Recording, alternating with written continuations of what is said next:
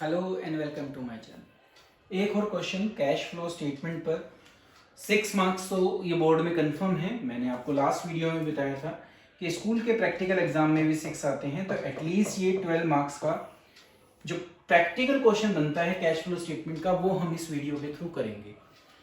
Class 12th है, आपको पता है कैश फ्लो स्टेटमेंट 12th में ही है और अकाउंटेंसी सब्जेक्ट है हमारा। तो हम कैश फ्लो स्टेटमेंट का एक और बोर्ड का क्वेश्चन देखते हैं जिससे हमें आइडिया मिलेगा कि हम किस तरीके से बोर्ड में अटेम्प्ट करें। ये कंपार्टमेंट के एग्जाम में आया था और 2012 के एग्जाम में आया था। तो वही जैसे हमें करना होता है, सबसे पहला काम हमें होता है कि हम net profit before tax and extraordinary item देखें। इसकी शुरुआत होती है सरप्लस से, जो क्लोजिंग और ओपनिंग बैलेंस देखने को मिलते हैं। तो आप देखो तो सरप्लस यहां गिवन है हमें। अब अगर आप यहां देखो तो सबसे पहले हमें क्लोजिंग बैलेंस को लेना होता है।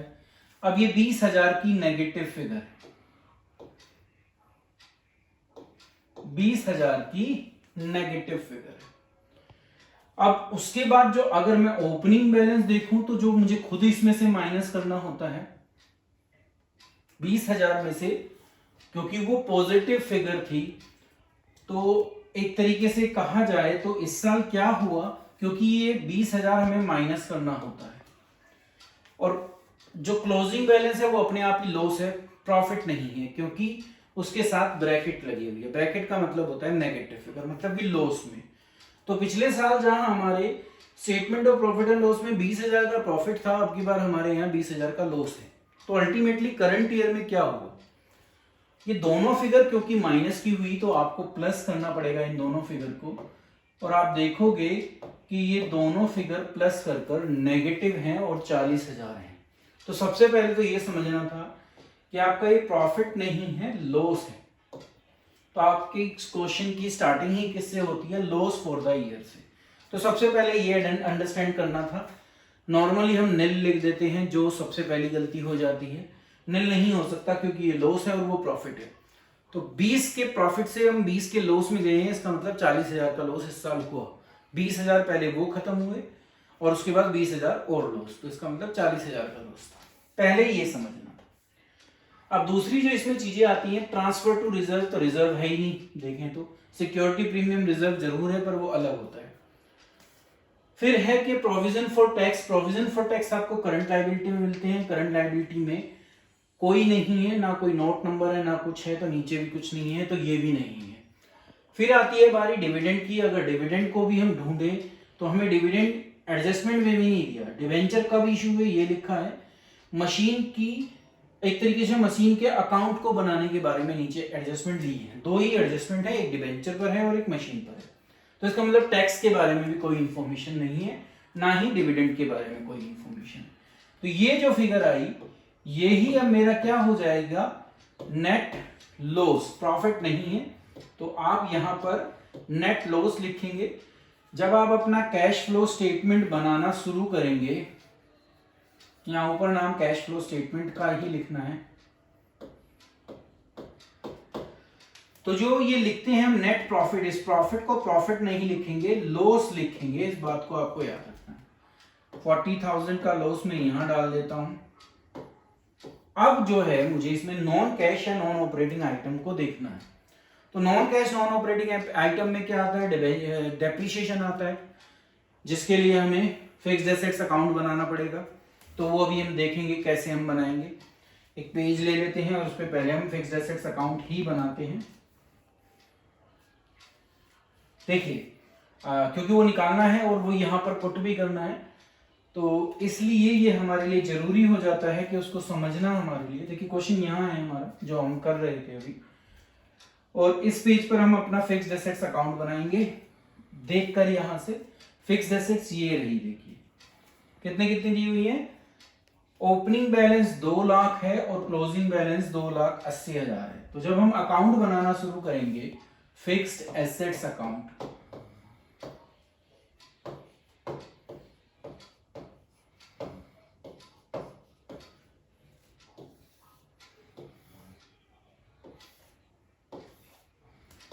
तो ओपनिंग बैलेंस हमें पता है 2 लाख है, क्लोजिंग बैलेंस हमें पता है 2,80,000।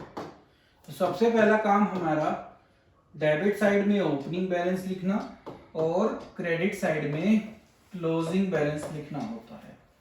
अब अगर क्वेश्चन को देखें तो एडजस्टमेंट क्या कहती है, सेकंड एडजस्टमेंट वो कहती है कि during the year machine included in fixed assets costing ₹1,20,000 was purchased. तो कहा गया कि आपने 1,20,000 की मशीन खरीदी है। जब खरीदी है तो आप क्या लिखोगे, टू बैंक अकाउंट। और कितने की खरीदी आपने, 1,20,000। तो आप यहां पर 1,20,000 की खरीदवा दोगे और जो ये खरीदवाई है इसको आप इन्वेस्टिंग एक्टिविटी में दिखाएंगे। तो ये आपको याद रखना है सबसे पहले।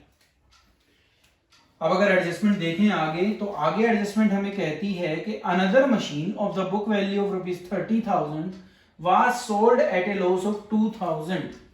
एक दूसरी मशीन थी जो 30,000 की थी जिसको मैंने 2,000 के लॉस पर बेचा। तो देखिए क्या किया, सबसे पहले तो उसने बता दिया कि आपको लॉस हो रहा है, loss on sale of fixed assets. तो आप सबसे पहली एंट्री क्या करेंगे, पहली एंट्री में लिख दो बैंक जिससे आपने बेचा है। तो अभी बेचने का अमाउंट नहीं पता, मशीन 30 की थी, 2,000 के लॉस पर बेचा है आपने, तो कम करके बेचा है शायद, दैट्स मीन ये कॉस्ट है, ये लॉस है और अब आएगा मेरा सेलिंग प्राइस। ठीक है, तो हमें पता चला कि वो 28,000 में बिकी है, तो मैं 28,000 बाय बैंक लिख दूंगा, ये भी मेरा इन्वेस्टिंग एक्टिविटी में जाएगा, लिख दिया। अब जो वो लॉस है वो भी आप यहां दिखाएंगे, क्या लिखोगे, loss on sale of fixed assets. वैसे ये जाना चाहिए हमारे किस अकाउंट में, statement of profit and loss में। क्या दिखाते हो आप यहां पर, statement of profit and loss. ठीक है, कितने का है, 2,000 का। ये हमारा वो अकाउंट है या ये वो अमाउंट है जो ऑपरेटिंग एक्टिविटी में दिखाएंगे। अभी तो दो अमाउंट हमें इन्वेस्टिंग में दिख रहे हैं, एक हमें ऑपरेटिंग में दिख रहा है, क्योंकि ये लॉस जो है इसके लिए आपने कहीं पर भी कैश का फ्लो नहीं हुआ, फ्लो जो हुआ है वो सिर्फ 28 का हुआ है, उसको हम इन्वेस्टिंग में दिखा रहे हैं। पर माइनस कर रहे हैं 30, तो हमें 2,000 क्या करना पड़ेगा, प्लस करना पड़ेगा, क्योंकि इसने प्रॉफिट को कम कर रखा है। अब अगर इस बेस पर हम अकाउंट को क्लोज करने लगे तो देखिए यहां का टोटल 3,20,000 है, यहां का टोटल अगर हम देखते हैं तो ये टोटल आता है 3,10,000, तो 10,000 अभी भी मिसिंग है। इसका टोटल कितना है, 3,20,000। इस साइड का टोटल अगर मैं करता हूं तो ये आता है 3,10,000। तो 10,000 कहां है, ये 10,000 वो हैं जिसके लिए मुझे ये अकाउंट बनाना पड़ा, मतलब कि डेप्रीशिएशन अकाउंट। बाकी फिगर तो मैं वैसे भी निकाल लेता। अब जो ये डेप्रीशिएशन होता है ये भी ऑपरेटिंग एक्टिविटी में जाता है, क्योंकि इसमें भी कहीं से कोई कैश इन्वॉल्व नहीं है। तो अब दो आइटम आई है हमारी ऑपरेटिंग की, एक 10 और एक 2। आप ये दोनों फिगर यहां दिखा देंगे। ठीक है, एक में लिखेंगे आप डेप्रीशिएशन ऑन फिक्स्ड एसेट्स, कितना लगाया था, 10,000 की फिगर निकली थी। एक आपको 2,000 का लॉस हो रहा है, क्या लिखोगे उस पे, loss on sale of fixed assets. तो ये दो चीजें तो हमें जो ये हमारी नीचे वाली एडजस्टमेंट है इसमें से मिली। अब क्या आता है इसके अंदर, कोई आपने इंटरेस्ट पे किया हो तो इंटरेस्ट की परसेंटेज जब यहां दी हुई है तो ये कंफर्म है कि आपने इंटरेस्ट पे किया होगा लॉन्ग टर्म बोरोइंग पर। अब इस पे कितना इंटरेस्ट, तो देखिए डिवेंचर कब इशू हुए वो डेट हमें बता रखी है, जो बहुत इंपॉर्टेंट है जब हम इंटरेस्ट निकालने की बात करते हैं।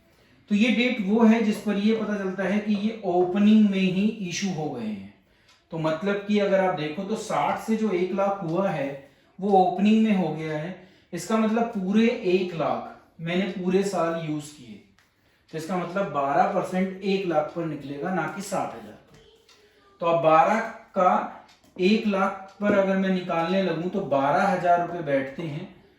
ये मेरी ऑपरेटिंग एक्टिविटी नहीं है, क्योंकि इंटरेस्ट ऑन डिवेंचर जो होता है, इंटरेस्ट ऑन डिवेंचर, मेरी डिवेंचर एक फाइनेंसिंग एक्टिविटी का पार्ट है, तो उसका इंटरेस्ट भी किसका पार्ट होना चाहिए, फाइनेंसिंग का।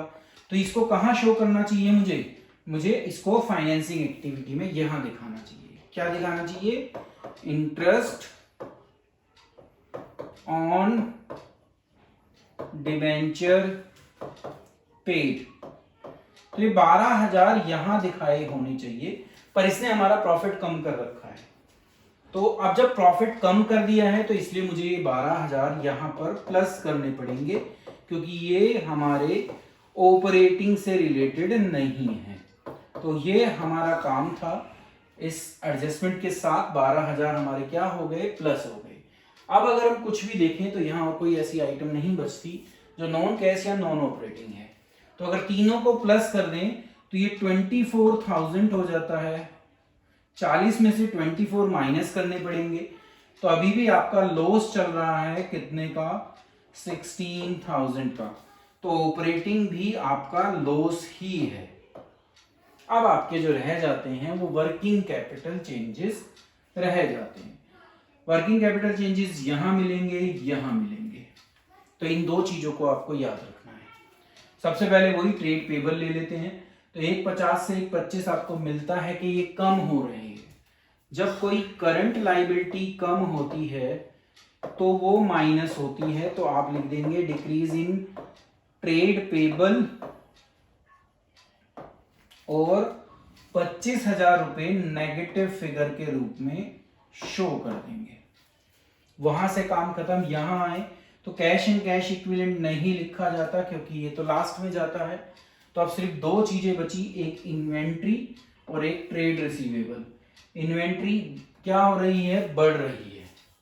अब जब कोई एसेट करंट बढ़ती है तो वो भी माइनस में जाती है। तो इंक्रीज इन इन्वेंट्री भी आप किस में लिखेंगे, माइनस में। कितना अमाउंट, 10,000।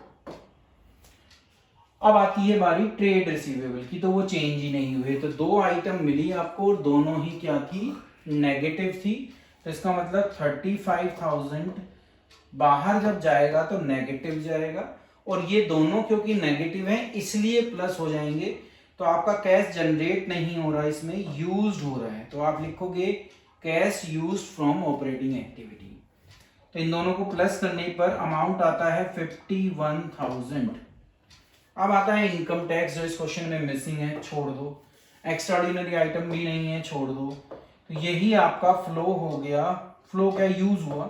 आपका यहाँ पर कैश फ्लो नहीं हो रहा, यूज हो रहा है। तो cash used in operating activity आ गया आपका 51,000। तो हमारा पहला पोर्शन कंप्लीट हुआ। जब हम इतना काम कर लेंगे तो ये कंफर्म हो गया कि हमारे 3 मार्क्स हमें मिल गए। तो यही थोड़ा डिफिकल्ट टास्क है, इसको अगर हमने कर लिया तो आगे अगर हम चलते हैं तो अब हमें सिर्फ इन्वेस्टिंग और फाइनेंसिंग पूरी करनी है। इन्वेस्टिंग यहां से मिलेगी, और इन्वेस्टिंग के लिए आपने अभी अकाउंट बनाया है। दो चीजें मिली थी आपको, एक ये रही और एक ये रही। 1,20,000 परचेज है, परचेज का मतलब आउटफ्लो है, और ये क्योंकि सेल है तो ये इनफ्लो है। तो ये दो आइटम हैं जो हमारी किससे बिलोंग करती है, इन्वेस्टिंग से। एक आप लिख दोगे परचेज ऑफ फिक्स्ड एसेट्स, और एक आप लिख दोगे सेल ऑफ फिक्स्ड एसेट्स। जो बिकी है वो 28,000 रुपए है, मतलब ये इनफ्लो है। जो खरीदी है वो ये दी हुई है 1,20,000, तो ये आपका आउटफ्लो है। 1,20,000 ब्रैकेट में आएंगे और 28,000 आपके विदाउट ब्रैकेट आएंगे। तो अब इन दोनों की जब आप एडजस्टमेंट करते हो तो आपको पता चलता है कि 92,000 का कैश यूज्ड हुआ इन्वेस्टिंग एक्टिविटी में भी। तो वो लिख दिया हमने। अब ये भी खत्म हमारा, ये भी खत्म। कैश एंड कैश इक्विवेलेंट अलग से जाता है सबसे नीचे, तो उसको जब यूज करेंगे। यहां आए तो रिजर्व एंड सरप्लस का रोल खत्म है, सिर्फ सिक्योरिटी प्रीमियम रिजर्व को लेना है। तो सिक्योरिटी प्रीमियम रिजर्व आपको मिला होगा, पैसा आपके पास आया है, तो आप इसको यहां दिखाएंगे सिक्योरिटीज प्रीमियम रिजर्व। ये अमाउंट आपके पास फ्लो होता है, तो आप इसको यहां दिखाएंगे 25,000। अब शेयर कैपिटल अगर देखें तो वो बढ़ रही है 1 लाख से, तो आप यहां लिखेंगे इशू ऑफ शेयर कैपिटल,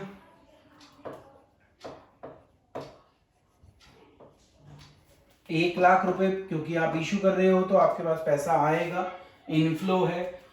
फिर जो रहता है वो लॉन्ग टर्म बोरविंग रहती है। लॉन्ग टर्म बोरविंग अगर नोट, क्योंकि नोट नंबर लिख दिया हुआ है तो आप नीचे जाकर देखेंगे तो आपको दिख रहा है कि वो क्या हुआ है, 40,000 के डिबेंचर आपने इशू किए हैं, तो आपके पास 40,000 रुपए डिबेंचर के भी आए हैं, तो उसके लिए आप लिख देंगे इशू ऑफ डिबेंचर। तो ये आइटम थी, इंटरेस्ट हम ऑलरेडी डाल चुके हैं उसका, तो अब इंटरेस्ट नहीं आएगा, बाकी सारे आइटम हमारे आ चुके हैं। अब देखें तो यहाँ पर 1,40, 1,65, 1,65 में से 12,000 अगर मैं घटाता हूं तो 1,53,000 का फ्लो हुआ, पैसा आपके पास आया। तो आप यहां लिखेंगे cash flow from financing activity. तो ये था आपका फाइनेंसिंग एक्टिविटी वाला पोर्शन। अब 3 पोर्शन आपके मिले हैं, मैं यहां उसको लिख रहा हूं आइटम को। देखिए ऑपरेटिंग में अगर हम जाएं तो ऑपरेटिंग में नेगेटिव था 51,000 का, तो आप शुरुआत जो करेंगे वो 51,000 नेगेटिव से करेंगे। उसके बाद आपका इन्वेस्टिंग में भी नेगेटिव था 92, तो 2 नेगेटिव मिलकर प्लस हो जाते हैं, ये आपको पता है। तो 1,43,000 का यूज किया है आपने, जबकि आपका जो इनफ्लो हुआ है वो 1,53 है। तो 143 बड़ा है या 153, तो हमें पता चलता है कि इनफ्लो ज्यादा है। अब 153 में से 143 माइनस कर दो तो आप देख पाओगे कि 10,000 का आपके पास कैश इंक्रीज हुआ है, कैश एंड कैश इक्विवेलेंट में। अब आपको जो ये ओपनिंग बैलेंस है 30,000 वो यहाँ लिखना है, ओपनिंग लिखना होता है, इस बात पर ध्यान दीजिएगा। 30 में ये 10 जो इस बार इंक्रीज हुआ वो प्लस करें तो जो closing balance cash and cash equivalent का है वो आना चाहिए। तो देखिए वो दिया हुआ है 40, तो इसका मतलब हमारे क्वेश्चन सही हुआ है और आंसर भी उसका क्या हो रहा है, टैली हो रहा है। तो ये था हमारा कैश फ्लो स्टेटमेंट। ज़्यादा डिफिकल्ट नहीं है, थोड़ा सा बस अंडरस्टैंडिंग बनानी है। मैंने इतनी वीडियो बनाकर उसमें डाल रखी है जहां से आप ये बेसिक अंडरस्टैंडिंग ले सकते हैं कि ये चीज़ यहीं क्यों जाती है। बाकी ऐसे अभी आपके सामने कुछ और क्वेश्चन आते रहेंगे। Thank you.